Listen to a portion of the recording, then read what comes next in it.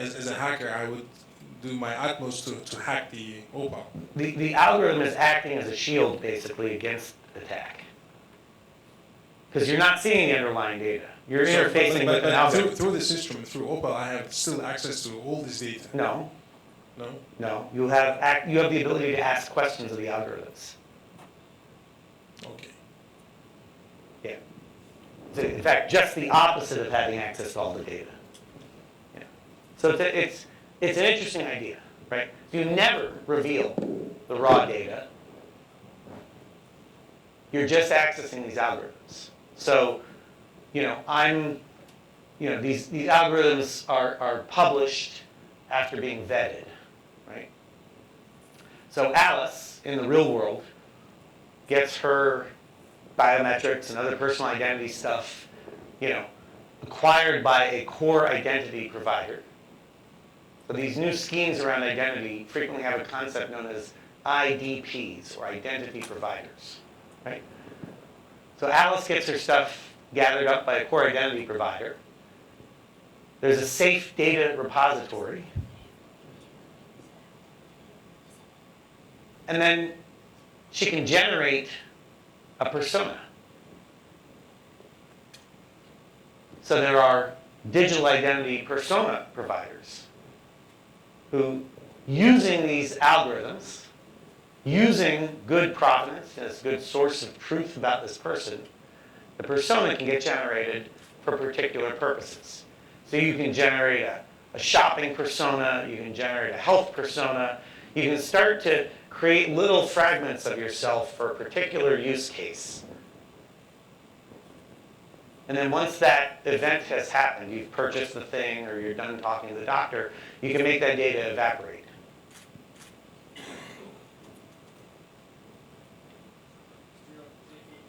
Yeah, that's right. More than that, you can wipe out, you have the right to be forgotten and the ability to be forgotten. So you still have this core identity that's living securely in perpetuity, but the transaction identity can get disappeared. So now you don't have all these little bits of your personal information floating around in Mark Zuckerberg's database. And so, don't be scared. I know it looks a little more technical, but I'm not that technical, so if I can understand it, I think anyone can understand it. So basically, one of the things you do is you can use blockchain to keep track of what's happening with your personal information. Wouldn't it be great if I knew everyone who looked at my personal identity information? None of us in this room right now, none of us know who's looked at our personal information. Companies like Experian and Equifax gather up lots of personal information about you, and they sell it off without your knowledge or permission. Facebook, Google, all these guys do. Alibaba, Tencent. Now, you can have a record of everyone who's looked at your file.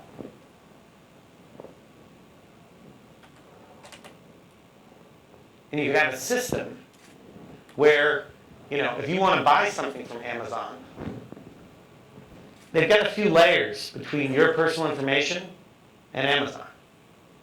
And those layers act as trust layers. So Amazon basically gets the assertion, yes, this person has enough money to buy this stuff. And if there are restrictions around whatever they're buying, yes, this person is allowed to buy this stuff.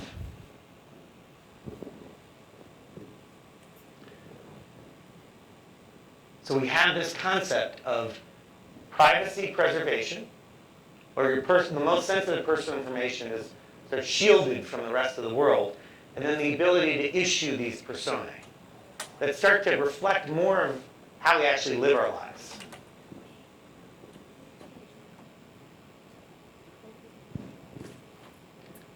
I think this might be too much detail for, I can see people's eyelids starting to drift. Do you want me to go into the slide or should I keep going? I'll keep going, okay. So one of the important parts of the system is separating out your core identity, these core assertions about who you are, from these temporary transaction identities. Right? This is like getting like a one-time use credit card. right? You get like a certain thing, you just use it for one purpose, and then it evaporates. This takes your personal information and makes it much, much more secure. Because now you don't have all those bits floating around. And in fact, you can generate these sometimes for one-time use or sometimes for several uses. Right? So Alice's core information is protected. There's this privacy preservation. This is where like the zero knowledge proofs come in. Right? You can generate different personae. My health personae, my shopping personae, my social media personae.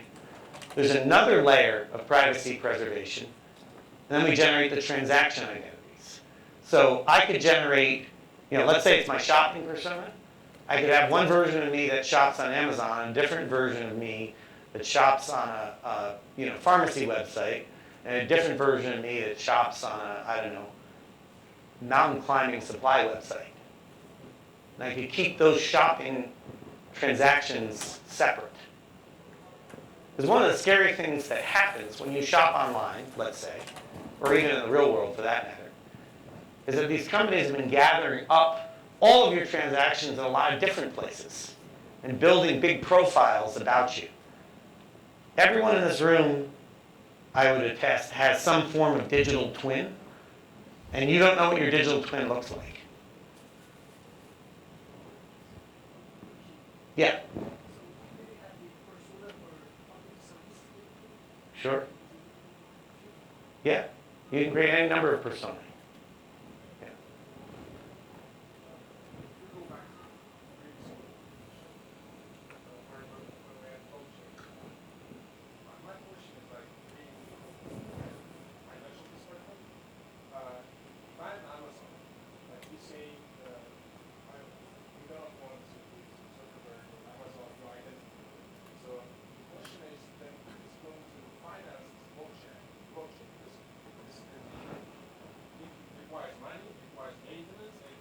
Well, who's going to finance the whole system?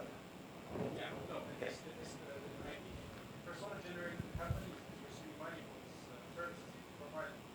Yeah, but we talk about blockchain, the middle part, that no one is receiving it. That's an assumption. So the question is, how do we pay for all this? If you've got these infrastructure layers in the middle. And one thing you could do is, to use the system, you could charge a fractional. You could create a cryptocurrency around your identity and charge a fractional amount of money for it. It's actually kind of a provocative idea. So today, just in this room, your personal data is worth anywhere between $200 and $800 a year to people like Facebook and Google. You don't get that money. I'm sorry? So the government doesn't the government could pay for it, sure. But let's go to the market argument, which is a different argument. So today, Mark Zuckerberg makes, so how many of you use Facebook? Okay? How many of you use WhatsApp? Okay? How many of you use Instagram? Okay, most of the room is using one of Mark Zuckerberg's products. And he's making a couple $100 minimum off of you per year. What if instead of him making money off of you, you were making money off of you? We go back to this self-sovereign idea. If you now control your personal identity data, you could now charge people money. You could charge them 10 cents if they want to run a search on you and make money off of your own data. And so that gets back to the question of how do we pay for the system. If you're monetizing it instead of Mark Zuckerberg, you now can pay for the benefits of this.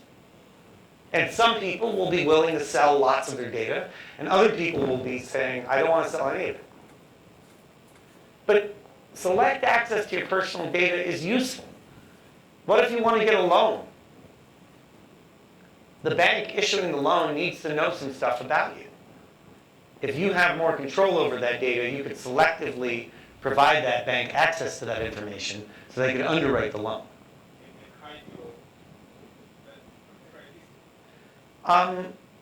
Well, not necessarily. So the question was, can you hide your bad credit history? If I'm a bank, I'm going to want to know your credit history. And you're going to want to, get the loan, so you will have to disclose it. Right? This doesn't mean that you get to hide either credit risk or criminal acts. This just means you have more control over how that information is getting out there. Yes, there's a question at the back. I hope you're going to be able to hear me. Can you, yeah, we'll run you up a mic. So if I get this right, Yes. I just want to understand, like, if every entity is sort of working on a blockchain ledger way, then you also have to ensure that all of them are sort of running the same security shield at the same time? Yeah, so part of this is, so I didn't get into this level of detail here. I will briefly talk about security and then encourage you to buy the book, which has like chapters on it. What we propose is we take this very, very sensitive personal identity data, we shard it. So instead of having one file with your personal information, there are 11 pieces of your file. Each of those 11 pieces is encrypted, and then we put that onto a blockchain. It's called the Enigma project. Enigma.co is the company that's commercializing it. It's another MIT spinout.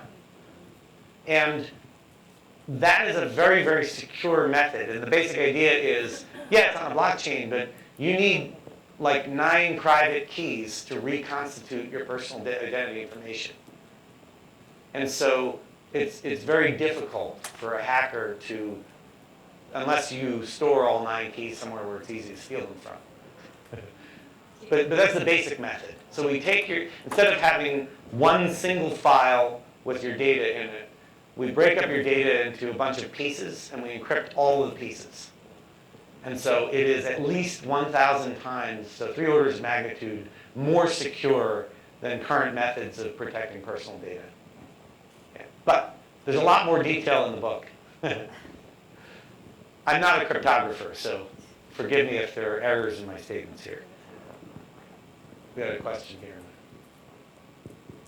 Yes. So on your next slide, where you show again, you show again the spreading of the core identity across several personas. There are several layers of abstraction. Yes. Would it make sense then to have a feedback loop? I mean, all of these personas are basically representing a lot of metadata that sometimes would be useful for the core identity. So we do have some dialogue between the layers. Yeah. For example, one thing you can do is you could still build a credit history, but now you're not handing that over to Experian to make money off of. You control your credit history. So because the algorithms are verified and vetted, if a bank wants to issue you a loan, they can trust that data, that it's valid data. But now you're accumulating all the transactions that represent your credit history, and you control it, instead of Experian or Equifax controlling it.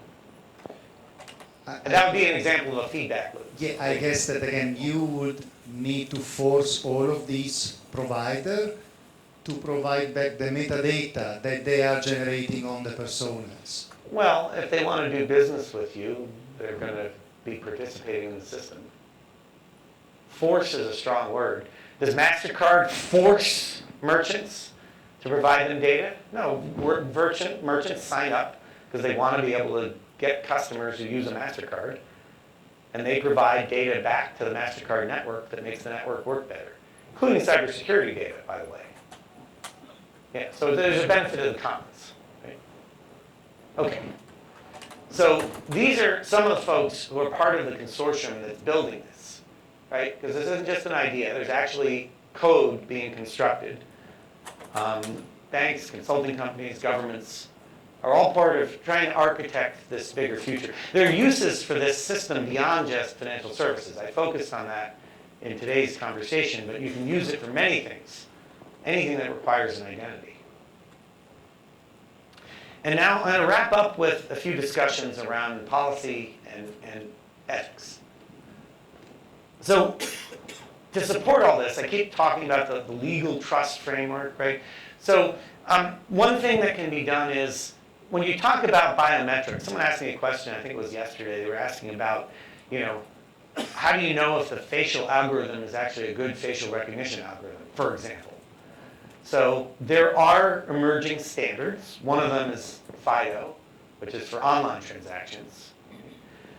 And so it replaces using just password and user ID with things like biometrics and security keys and things like that. And there's standardization, and then it's integrated into browsers.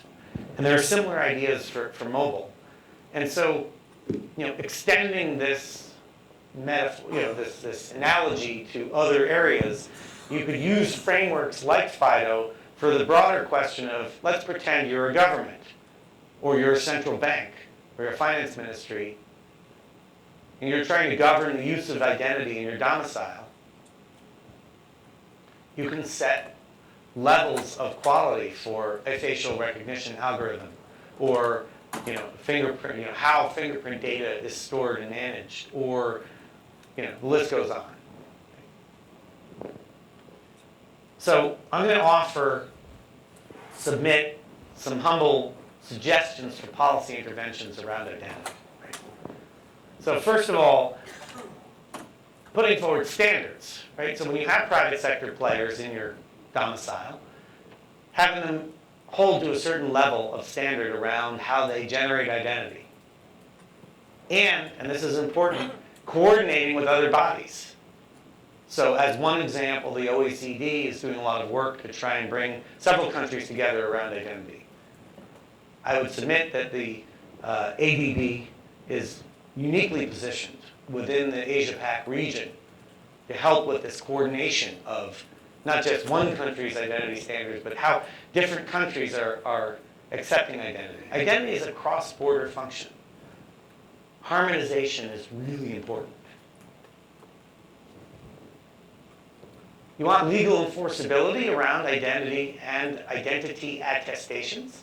So a digital signature would be an example of an identity attestation. Computer system is attesting, yes, David signed this document. And so in the EU, they put forward EIDAS. I recommend you look at that, but it's not the only framework. There are other frameworks. The point is, you should have some kind of, digital legal framework, and digital signatures is like just very base level identity, which is not prevalent as much as it needs to be. You want to create an enabling environment for competition and innovation. I break out in hives when I hear of countries awarding their national identity scheme to one private vendor, especially when it's a startup. That gets me a little worried. But I think what's more interesting is the government issues standards, and several companies compete, and you have redundancy. You have at least 2, if not 3 vendors within a country, preferably more, but at least a few.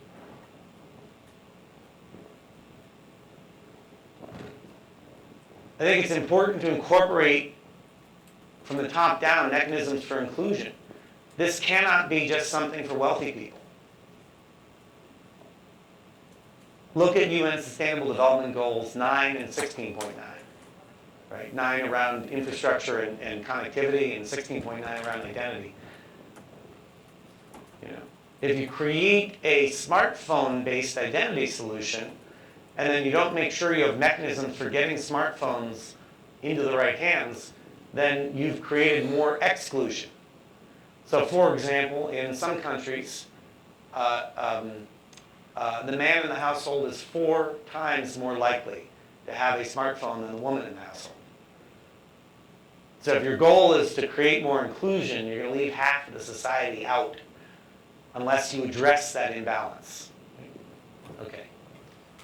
And it's absolutely essential when you're generating all this digital biometric data that you have strong cybersecurity standards around it.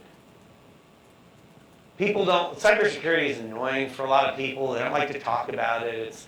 It's something where you only hear about it when it goes wrong. When it works, no one hears about it.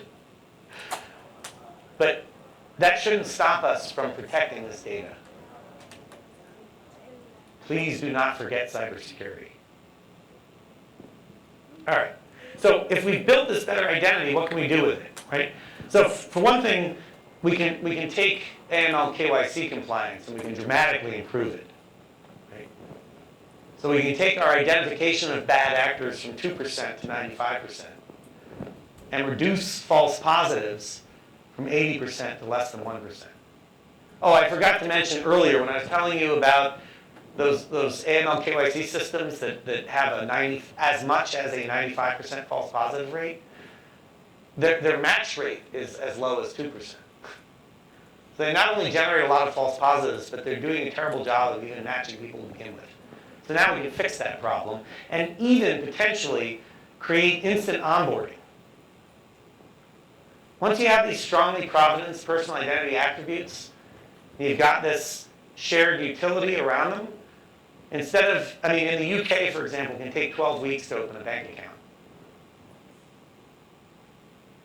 But imagine if you could do it in 12 seconds. We can help people in crisis. We can help with refugees. The UN, HCR, and other UN agencies have some initiatives underway to pilot digital identity in refugee camps. I encourage you to take a look at a nonprofit called ID 2020. They're proposing some standards and initiatives around digital identity, particularly in crisis. Yes, sir? In the Pacific, in a lot of countries where the word digital does not appear, either the AML regulations or KYC. Okay. So digital is not mentioned anywhere in the AML KYC regulations of a number of Pacific countries. Yeah. Well, I think that's something we need to fix. Yeah. We're migrating to a digital world.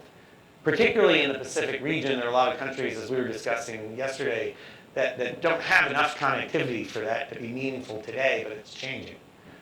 And so I think the policy needs to catch up. And so the potential, if we get this right, is we can improve banking, right? We can improve shopping. We can improve how people access health care, government care, housing, right? If you want to get an apartment, you need to go through a KYC process. We can accelerate that, and we can provide for much better cybersecurity, as we discussed earlier.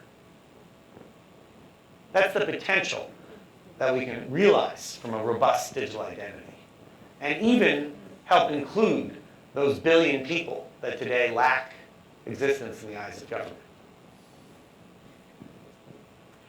So lastly, I want to offer up the following, because you can run into some interesting challenges when all this personal data is getting accumulated by either private sector or public sector actors. Yeah, there's a lot of cool things we can do when we bring AI together with data analytics and blockchain. But when we're building it, how can we build it responsibly, right? How can we make sure that we've embedded protections into these systems so that they can't be abused? I would argue that some of the problems with Facebook would have been mitigated, at least, if the engineering team had been asking some tough questions about what they were building. When I educate data scientists, I do my best to incorporate ethical discussions into the curriculum. Ethics is not exclusively the province of philosophers. Ethics should be something that everyone in this room is thinking about in the work that we do. We're making a human society at the end of the day. These are all human-invented technologies. So how can we use technology to make this human society better? Okay, so we put a bunch more of our thoughts on paper or digital form, if you prefer Kindle. So we have this trusted data book coming out. I have up at the front of the room some chapter excerpts, but the full book is worth a read. That's coming out from MIT Press this month. If you're interested in blockchain but want to understand a little more than my 60-second explanation today, I have a book that's coming out in January called Basic Blockchain, which not only talks about what, but also why. I think we don't ask why often enough when we adopt these new technologies. So I spent a bunch of time talking about why. And if you really liked today's lecture, I do have some online programs, Oxford Fintech and Oxford Blockchain, that are open enrollment, so anyone can sign up. And you can get a lot deeper into these topics. And so with that, I think we are at 2:27. So we have time for one last question. On that scoring that you had us do for Yes. what other countries that you see scores the highest? What countries score the highest? It depends on which dimension. So for businesses, for example, on some dimensions, Estonia scores very highly. The Emirates, with Emirates ID, is addressing a number of these challenges in an interesting way. So Emirates has been doing a lot of good work around strongly provenance attributes and the transition from analog to digital, putting in place a legal trust framework around it. In disclosure, I advised them for a year, so I was paid by them, but I'm no longer being paid by them. So I know from the inside what that system looks like. I think there's some emerging work. So no one is doing an amazing job yet. But some are doing a better job than others, and so there are a lot of lessons to draw.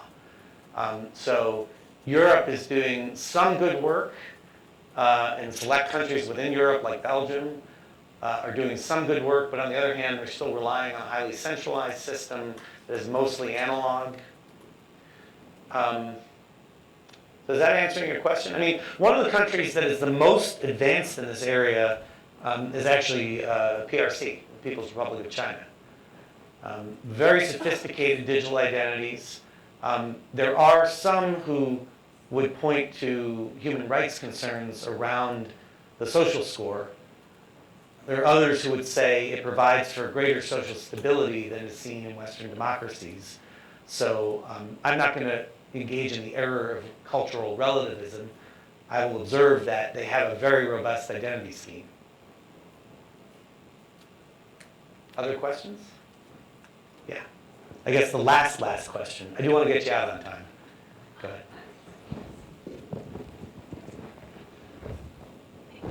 I was just interested to hear your comments on something like the ADHA system, Yes. which is seen as very successful because it's good at being able to include disenfranchised people who have been left out of the system, and they're suddenly able to access services that were previously